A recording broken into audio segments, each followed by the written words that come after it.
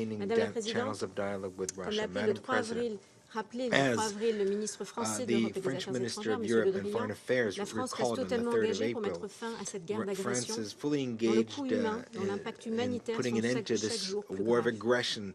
Face à l'horreur et face à la dévastation de l'agression russe, la France réaffirme sa solidarité et son soutien à l'Ukraine et aux Ukrainiens. Et nous appelons le peuple russe, qui est également victime dans cette guerre, We also call on the Russian people who are also victims in this war to d'exprimer continue to son find ways of conflit, expressing their en opposition dépit to de la this conflict, répression. in spite of the C'est repression. nécessaire pour rompre avec This la is logique de necessary haine to break the dans logic laquelle of Vladimir hatred Poutine veut in enfermer which les Vladimir Ukrainiens Putin et wants les to Russes. imprison both Je vous Ukrainians and remercie. Russians. Thank you very much. I thank the representative of France for her statement, and I now give the floor to the representative of Norway.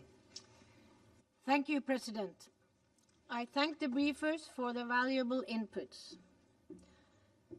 Norway also expressed its utmost support to you, Secretary General, to make full use of your good offices in search for a peaceful solution. I want to thank President Zelensky, through you, Ambassador, for his strong testimony this morning and for the heroic fight the President, the Ukrainian government, and the Ukrainian people are engaged in for your country and for the peace and freedom of us all. We are with you and we support you. As we heard from President Zelensky and have seen this weekend, the need for peace could not be more urgent. For more than 40 days and nights, attacks from Russia have continued to batter the Ukrainian people and their cities, causing death and destruction. And the suffering is escalating. We too are appalled by the reports coming out of the areas around Kyiv and other regions. We are deeply shocked by the atrocities committed against civilians in places that has been held by the Russian forces, including Bucha. The images are distressing: dead bodies on the roads and in mass graves, homes, schools, hospitals, and other civilian infrastructure destroyed and reportedly left mined. President, Russia is desperate to hide the truth about the war, but atrocities must be investigated and those responsible must be brought to justice. In this respect, we welcome the establishment by the Human Rights Council of a commission of inquiry on Ukraine to investigate all alleged violations of international humanitarian law and human rights law.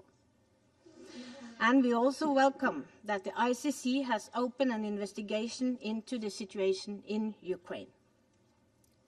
We urge Russia and everyone holding evidence to fully cooperate with these investigations. We cannot allow there to be impunity for war crimes being committed in Ukraine. The world is watching. President, Russia's unprovoked and illegal war against Ukraine, a free and sovereign country, is also an attack on democratic values and on freedom. It is a blatant violation of international law and the very principles of the UN Charter. And as the Secretary General underlined this morning, this Council has a responsibility. We must do everything in our power to end the war and to mitigate its impact. Let me repeat the message by the Norwegian Prime Minister Støre gave to President Putin when they spoke on Thursday. He urged him to cease the hostilities and emphasized that Russia must ensure rapid, safe, and unimpeded humanitarian access to the civilian population, particularly in Mariupol. He stressed also the need to find a negotiated solution to end the war. President, the suffering is widespread. Russia's war is causing the largest humanitarian crisis in Europe since the Second World War. A quarter of the Ukrainian population has now been displaced, and cluster munition will continue to maim and kill long after the conflict has ended. The reconstruction, when it comes, will take years. Ukraine has been set back decades in its economic development, and the consequences of this war will be felt by generations of Ukrainians.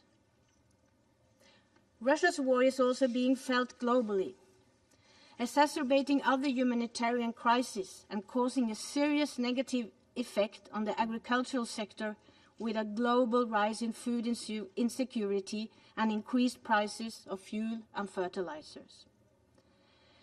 President, before concluding, let me be very clear. Russia must abide by international law. It must comply with the order of the International Court of Justice to immediately suspend this military operation and to withdraw its troops from Ukraine. The killing and destruction must end. Russia must stop its illegal war. Thank you. The representative of Norway for her statement, and I now give the floor to the representative of Ghana. Thank you very much, Madam President. I congratulate the UAE for its successful presidency in the preceding month and wish you and the UK delegation the very best for this month.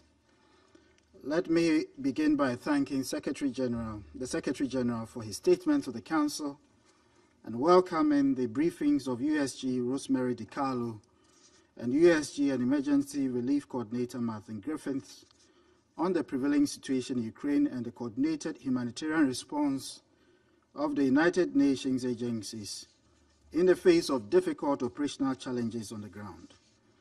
I also welcome the virtual participation in this meeting of the President of Ukraine, His Excellency, Mr. Volodymyr Zelensky. My delegation has taken careful note of the Ukrainian President's remark, noted his country's steadfast commitment to peace, and encouraged the path of dialogue and diplomacy in finding a settlement of this needless war. Madam President, the prolongation of the war in Ukraine continues to be a situation of deep concern for Ghana. We are particularly disturbed by the increasing humanitarian costs arising from the unjustified aggression by the Russian Federation against Ukraine. We have observed with pain the unbridled bombardment of civilian populated areas as well as civilian and other critical infrastructure without regard to the customary norms of international law and the principles of international humanitarian law relating to armed conflict. Ghana is gravely concerned by the reports of alleged gross violations of international humanitarian law and international criminal law since the onset of the invasion, including emerging reports and images of human rights violations and the killings of civilians in Mariupol, Chernihiv, Kharkiv, and areas on the outskirts of Kyiv, such as Bucha. We support the call by the Secretary General for an independent, impartial, and thorough investigations to establish the facts, gather the evidence, and to hold all perpetrators of such atrocious crimes accountable for their actions. The killing of children, the aged, medical personnel, humanitarian workers, and journalists are deplorable, and we condemn all such acts unreservedly. We urge restraint on all sides and re-emphasize the urgency of an unconditional cessation of hostilities nationwide to enable the evacuation and safe passage of civilians and facilitate the delivery of life-saving aid to the people in the cities that remain under siege. Humanitarian agencies require unobstructed access to reach people in need of food, water, and medicine and other critical supplies, and all parties must guarantee such access. The ravages of both the global COVID-19 pandemic and the situation in Ukraine demonstrates the interconnectedness and interdependence of states and reinforce the need for a unified international response in support of the path of dialogue and diplomacy. Madam President, we have followed closely the direct negotiations between the conflicting parties and note the progress made in the fourth round of consultations which took place in Istanbul on 29th of March 2022. To sustain the negotiations, we urge a restraint in the ongoing hostilities and a follow-through of the express commitments to resolve the security concerns of the parties. In furtherance of the efforts of the parties, the Council must at this time focus attention on supporting confidence-building measures that facilitate a negotiated settlement of the immediate conflict and the wider question of European security on the basis of international law and other internationally agreed frameworks. The convergence of the parties and the international community on these matters would be the only way to end the tensions, bridge the differences between the parties, and forge a unified position on the situation in Ukraine. I thank you for your kind attention. I thank the representative of Ghana for his statement, and I now give the floor to the representative of the United Arab Emirates. Thank you, Madam President, and I'd like to join others in congratulating you and your team for assuming the presidency and wishing you a productive month. I'd also like to thank the Secretary General, the Under-Secretary General for Political and Peacebuilding Affairs, and the Under-Secretary General for Humanitarian Affairs and the Emergency Relief Coordinator for their helpful briefings. We also thank President Zelensky for his address to this Council. We have once again heard in this Council deeply sobering and concerning reports from the ground, including from Martin Griffiths and Rosemary DiCarlo. And with every meeting, the Council is reminded of the rapidly deteriorating humanitarian situation on the ground in Ukraine. 1/4 of the country's population have fled their homes. And the rising death toll and the destruction of critical civilian infrastructure are a grim reflection of the tragic human cost of war. The images coming out of Bucha and other towns and cities are shocking. The alleged crimes they entail are of the utmost gravity. And first and foremost, as others have said, we must establish what has happened here with the cooperation of all parties. It is imperative that we do not get caught up in a war of narratives, in addition to the conflict that is ongoing. Indeed, we need to allow for the existing mechanisms to investigate the facts on the ground impartially so that justice for all victims can be served, and we acknowledge the Secretary General's call for that independent investigation, as well as last week's appointment of the members of the Human Rights Council's Independent International Commission of Inquiry on Ukraine. As we enter the 6th week of conflict, we believe that an immediate cessation of hostilities throughout Ukraine is imperative to move towards a peaceful solution to the war in Ukraine. And we take note of efforts to reach a diplomatic resolution to the conflict, and we see the ongoing negotiations and the several rounds of negotiations between Russia and Ukraine as a very positive development. We remain hopeful that these efforts at the negotiating table can urgently translate into de-escalation on the ground, and we urge others to support these efforts. We also welcome the readout from Mr. Griffiths on his meetings with senior Russian officials, as well as his upcoming meetings with Ukrainian officials. Establishing a viable humanitarian ceasefire could be a stepping stone for broader negotiations and eventually a sustainable peace. However, until a cessation of hostilities is achieved, the priority must be to work towards protecting and alleviating the suffering of civilians. And in addition to the points we made during the last Council meeting on Ukraine on 29th March, I want to focus here on 4 additional points for the Council's consideration. First, as others have done, we all need to continue to reaffirm the need for all parties to abide by their obligations under international humanitarian law, in particular the protection of civilians and the respect for the principles of distinction and proportionality that are paramount in conflict. Second, the difficulties in providing relief and humanitarian access need to be addressed immediately and can be addressed quickly.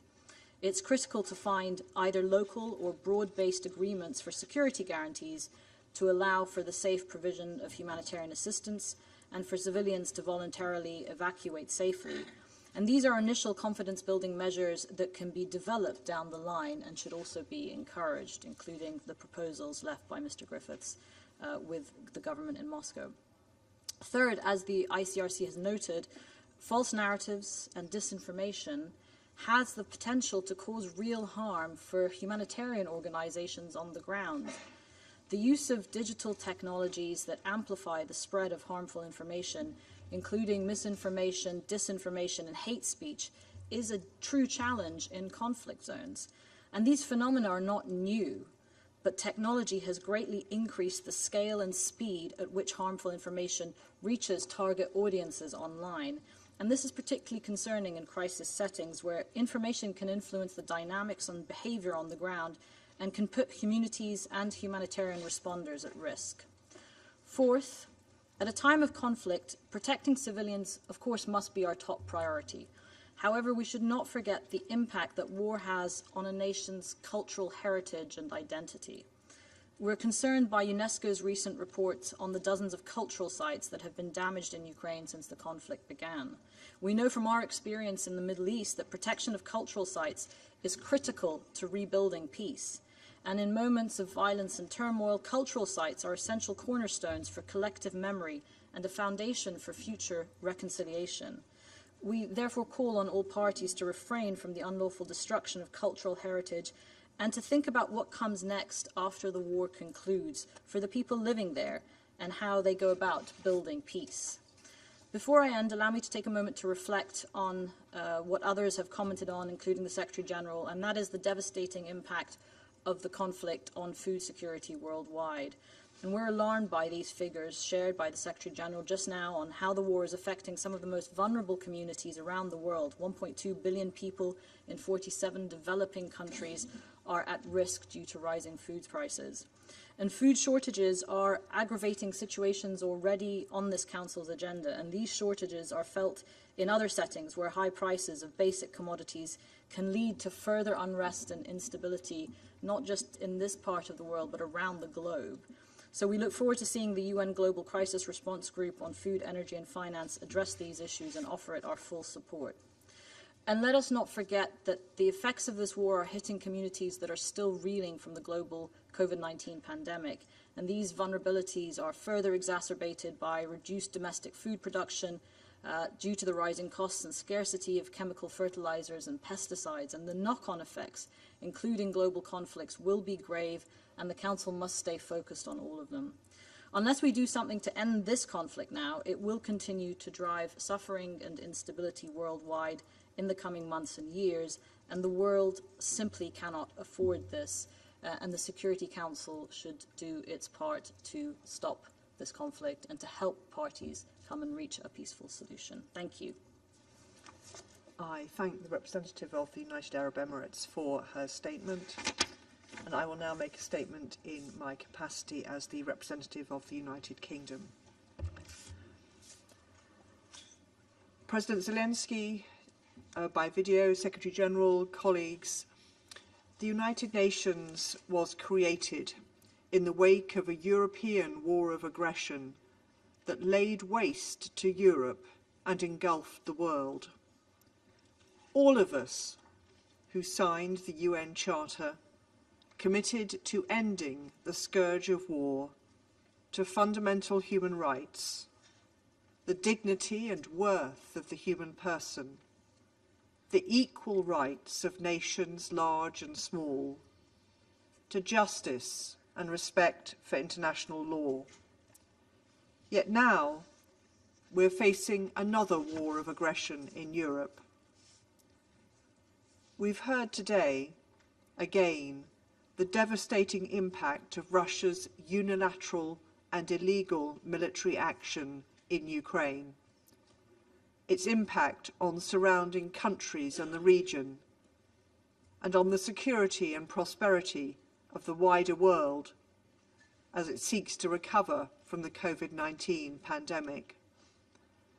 Thousands killed, millions displaced, cities razed to the ground, hospitals bombed, citizens cut off from food, water and medicine,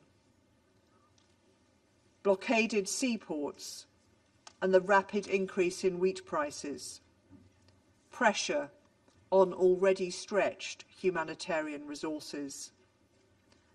And now, as Russia is forced into retreat from areas around Kyiv, the brutality of the invasion is laid bare. We've all seen the horrific images from the towns of Bucha and Irpin of civilians deliberately killed in areas from which Russian forces have recently withdrawn, and the video we saw earlier underlined that horror. These acts and other credible incidents must be investigated as war crimes, and the UK fully supports the work of the International Criminal Court and the work of the Ukrainian Prosecutor General and other national prosecutors. Colleagues, As we and so many others have said so many times, all of this could be stopped if the Russian Federation ended this war now. I resume my function as President of the Council. The representative of the Russian Federation has asked for the floor to make a further statement. Thank you, Madam President. I know that this does not bring us closer to the end of today's meeting, but since today's topic is extremely important, I think it's essential to say a few words about what was the reason for this meeting, which we didn't have a chance to say yesterday because we were not given a chance to have a separate meeting of the Security Council on this topic. And unfortunately, yesterday's meeting, in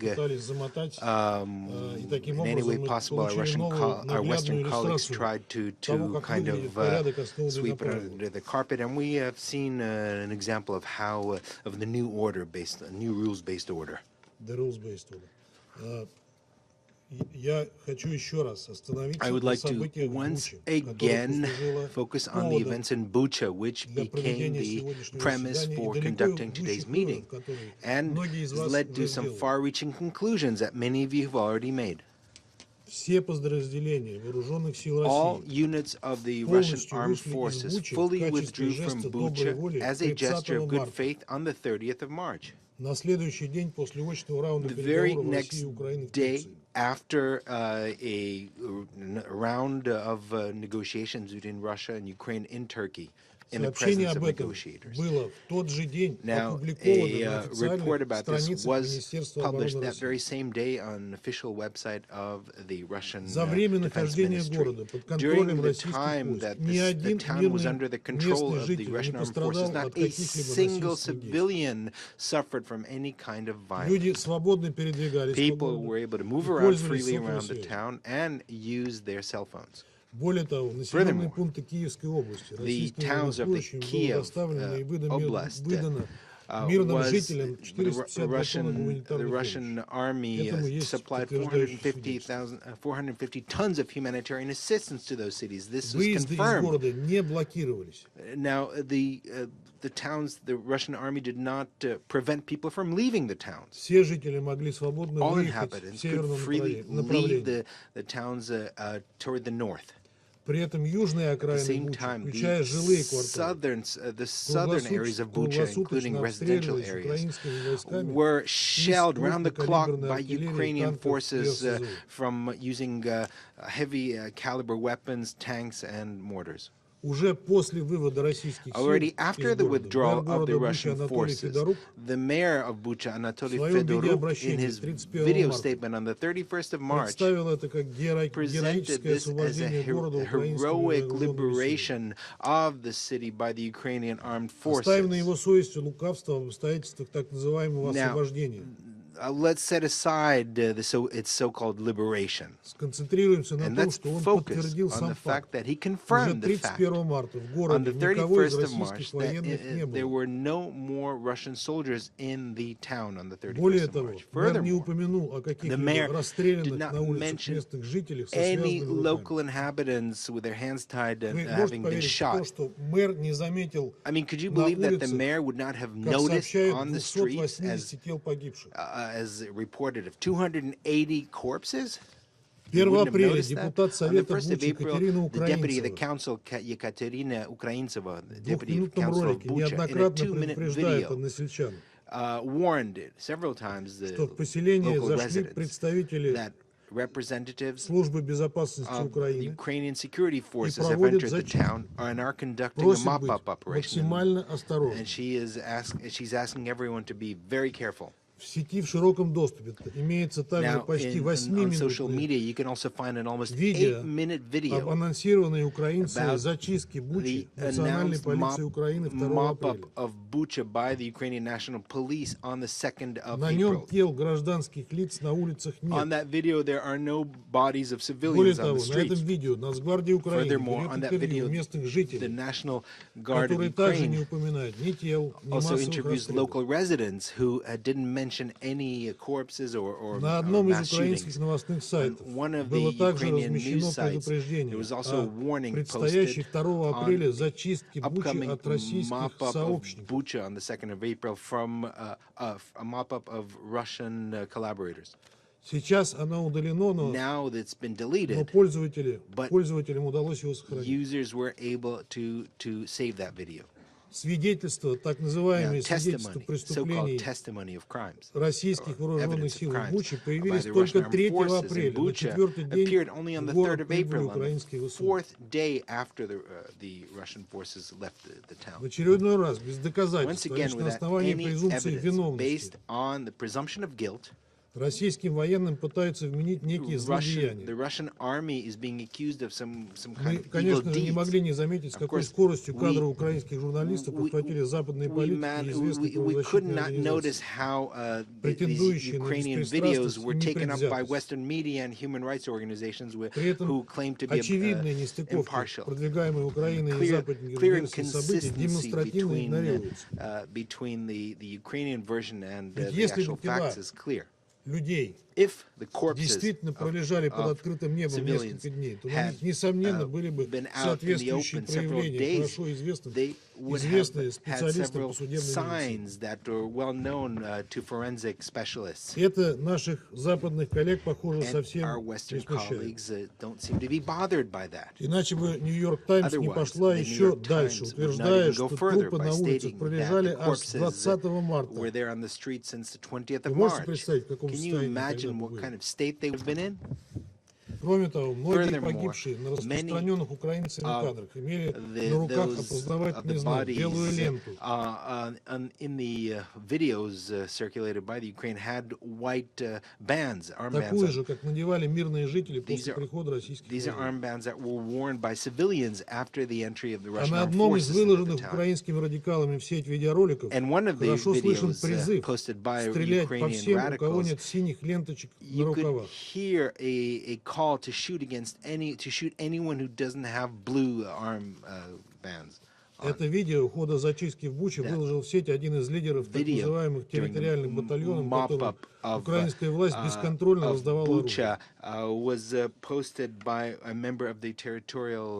Кроме того, уже упомянутый мной депутат городского совета Бучи Катерина Украинцева в интервью «Медузе», российскому новостному изданию «Медузе», призналась, что российские войска при ней людей не расстреливали.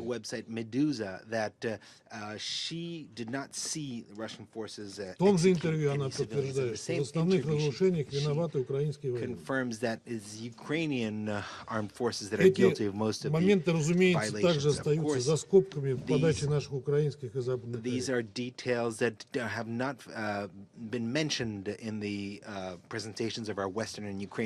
Зато президент Зеленский уже рассуждает о том, что все эти явно постановочные кадры из Бучи якобы дают украинцам моральное право на, я цитирую, нецивилизованный ответ.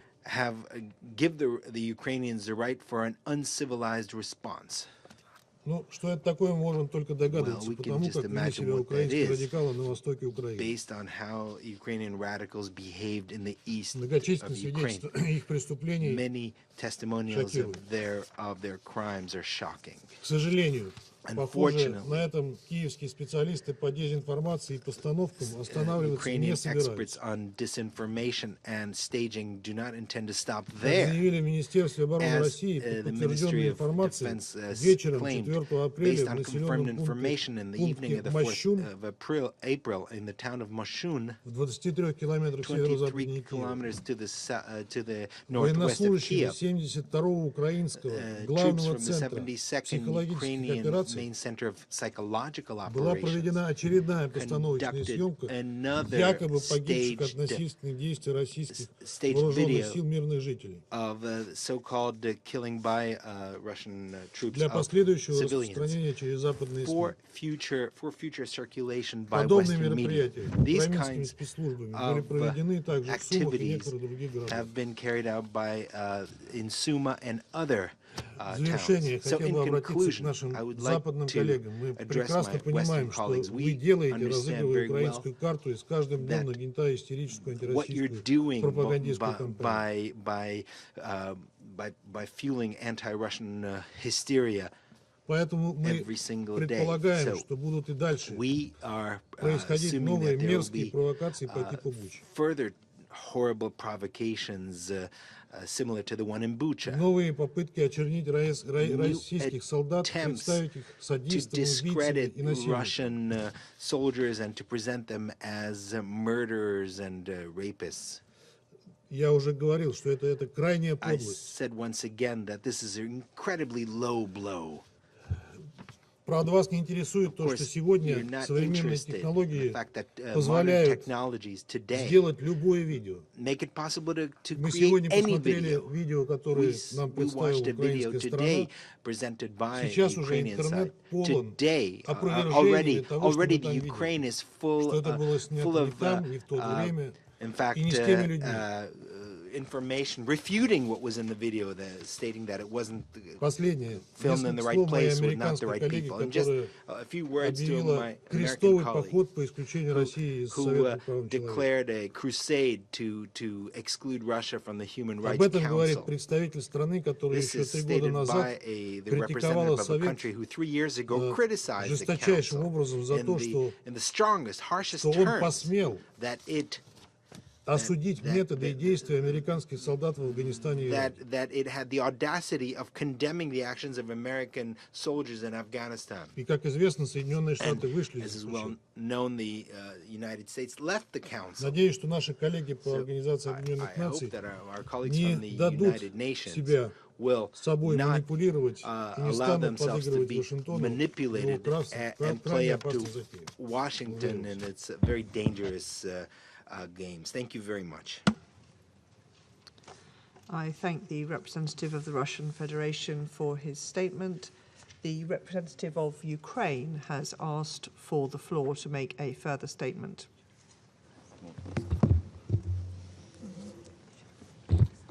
Well, thank you, Madam President. Before I switch to English, I would say a couple of lines rather, in Russian.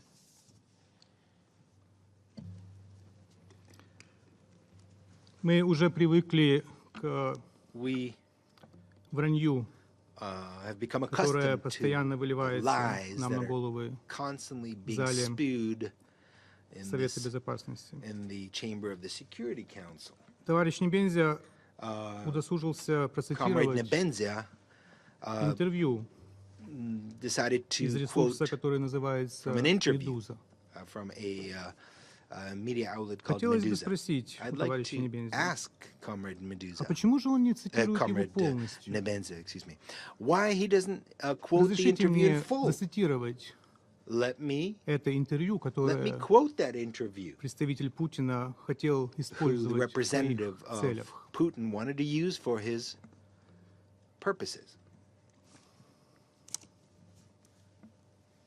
Я цитирую слова женщины, на которую он ссылался.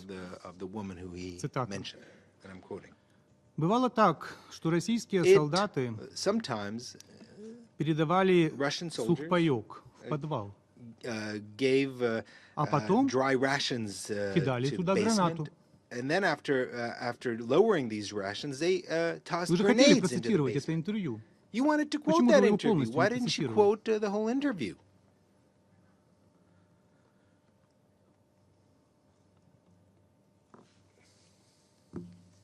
Это о вашей гуманитарной помощи, вслед которой летит граната. Интервью, которое вы цитировали. Та же самая женщина. Now let me switch to English. I would like to make my further statement in response to the hypocritical questions by Putin's representative. After the video we saw with the shocking images from Bucha, Irpin, Matizhin, and other sites, he should ask these very questions to himself. How have Russians got to the cruelty of Nazis?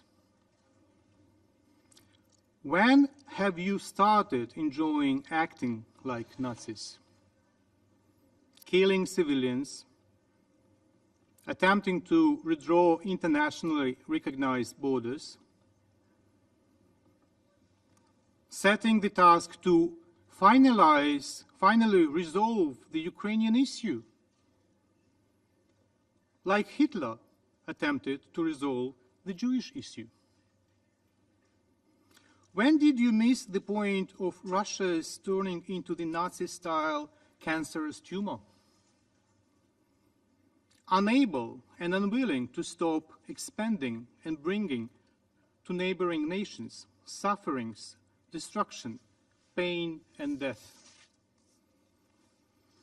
I'm appalled over your cynical and outright lie that you don't hit civilian targets, and that is why you're moving so slowly.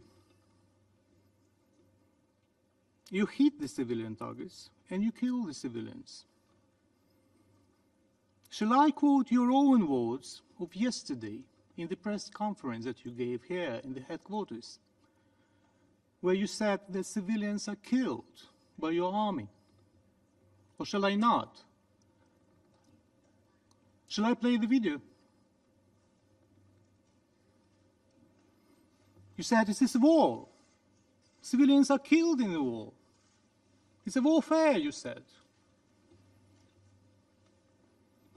Or perhaps in your mindset, a children's hospital in Mykolaiv, destroyed by the Russian strike yesterday, was a military target. And perhaps a child killed as a result of the strike was a Ukrainian nationalist. The only truth you've said is that you are not moving as planned. And the only reason is the resistance of the Ukrainian army and the Ukrainian people, not your smart military planning.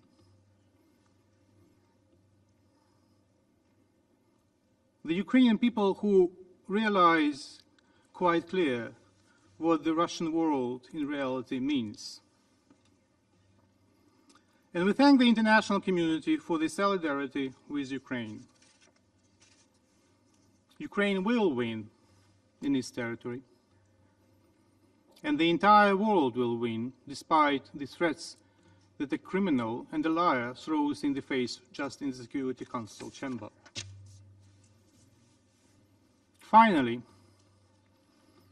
if there is anything that we have to thank the Russian representative for, it is his acknowledgement at yesterday's press conference that Russia is waging war against Ukraine. War, you said several times, not the special operation. And I consider this confession shall impact the UN assessment of what is going on in the center of Europe. Perhaps it was the unique moment when we should believe what a fully accredited representative says in the United Nations. Hence, once again, a reminder to Putin's diplomats.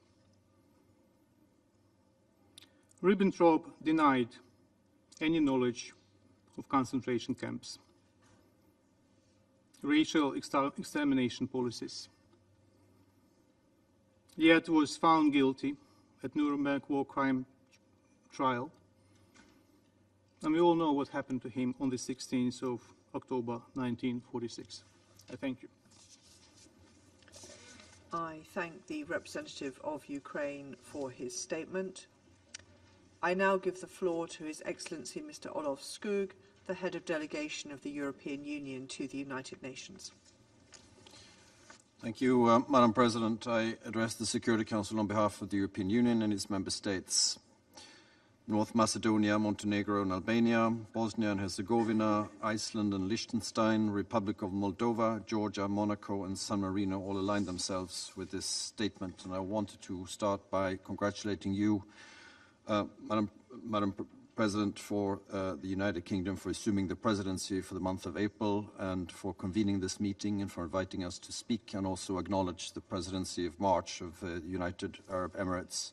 I want to thank the Secretary General, Under Secretary Generals Di Carlo and Griffiths for their presentations, and I want to express our full support, solidarity and respect for the heroic people of Ukraine as embodied by the message this morning by President Zelensky.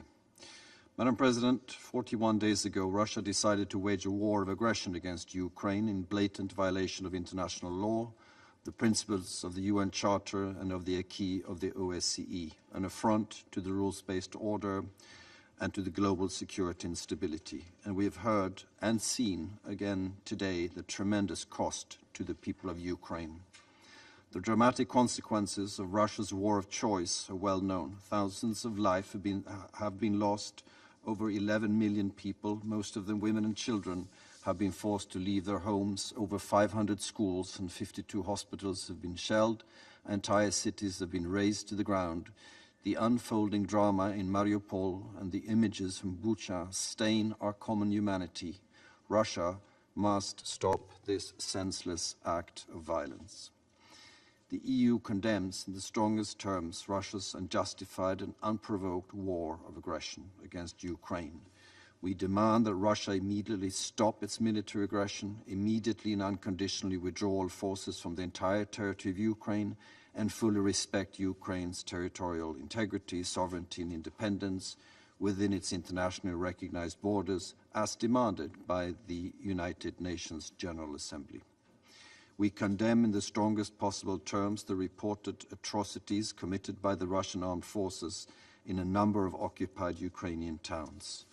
Haunting images of massacres with large numbers of civilian deaths and casualties, as well as destruction of civilian infrastructure, show the true face of Russia's brutal war of aggression. These massacres will be inscribed in the list of atrocities committed by Russia on European soil. The Russian authorities are responsible for these crimes committed while they had effective control of the area. They are subject to the international law of occupation. Russia is directing attacks against the civilian population and is targeting civilian objects, including hospitals, medical facilities, schools and shelters. These war crimes must stop immediately. Those responsible will be held to account in accordance with international law. We welcome the International Court of Justice's provisional measures ordering Russia to suspend military operations immediately. We fully support the investigation launched by the prosecutor of the International Criminal Court into war crimes and crimes against humanity, as well as the work of the Independent Commission of Inquiry. The EU is assisting the Ukrainian Prosecutor General and civil society in the collection and preservation of evidence of the war crimes. It is clear there must be and there will be accountability. The EU and its member states are providing shelter for the more than 4 million refugees that fled Russia's violence. They do so regardless of nationality, ethnicity, religion or race. We have adopted sanctions against the Russian government, its financial and defense sectors, and those individuals enabling and financing the aggression. We have committed significant funding to the UN Humanitarian Flash Appeal and regional refugee response plans for Ukraine. So far, the EU and its member states have mobilized over 1.1 billion euros in emergency aid. This comes on top of the 2.4 million euros in humanitarian emergency and early recovery assistance the EU and its member states have provided to Ukraine since 2014. In the largest ever operation under the EU Civil Protection Mechanism, 29 countries, all EU member states together with Norway and Turkey, have responded to the request for assistance from Ukraine. As of 4th of April, over 13,000 tons of medicines, hospital equipment, ambulances and firefighter equipment, food and energy supplies have arrived in Ukraine. European leaders have set up a Ukraine Solidarity Trust Fund to channel support to post-war reconstruction. And at the pledging event on 9th of April with Canada, we will further showcase that we stand in words and deeds with the courageous people of Ukraine. Madam President, after the Security Council was unable to take action, the General Assembly demonstrated once again less than 2 weeks ago the overwhelming international rejection of the Russian aggression and an overwhelming support to addressing the humanitarian crisis in Ukraine. The international community demanded safe and unhindered passage for civilians fleeing violence, as well as humanitarian access to those in need. International humanitarian law must be respected. The dramatic consequences of Russia's war against Ukraine are not limited to Europe. They are global. Ukrainian farmers are prevented from sowing as a result of Russian shelling. Ships filled with wheat are blocked in Black Sea ports by Russian military forces. As a result, food prices have rocketed, pushing people into poverty and threatening to destabilize entire regions. The poorest countries, as we've heard, are the most vulnerable to shocks in food prices. All this is a direct result of the war, despite Russia's cynical attempts to shift the blame.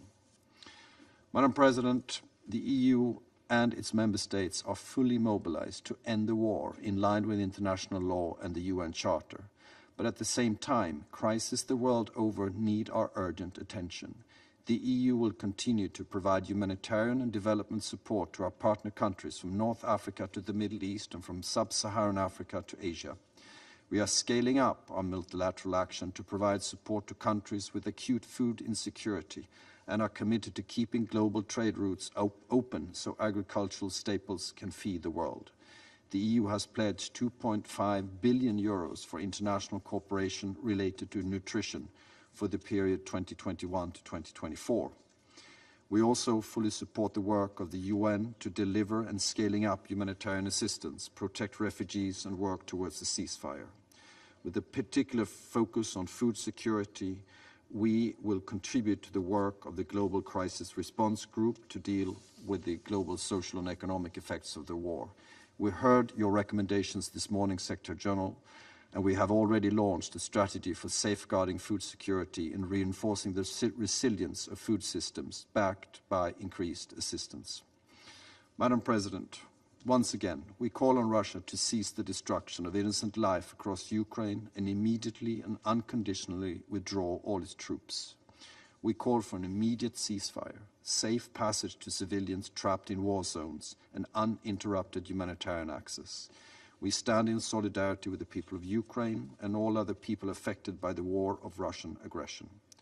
We stand in support of Ukraine's sovereignty and territorial integrity, and we will continue to work diligently with the UN and our partners to end this aggression and address the humanitarian needs. I thank you, Madam President. I thank His Excellency Mr. Skoog for his statement. I also acknowledge the written statement submitted by the delegation of Poland earlier before the meeting, and also from the 8 Nordic-Baltic countries. There are no more names inscribed on the list of speakers. The meeting is adjourned.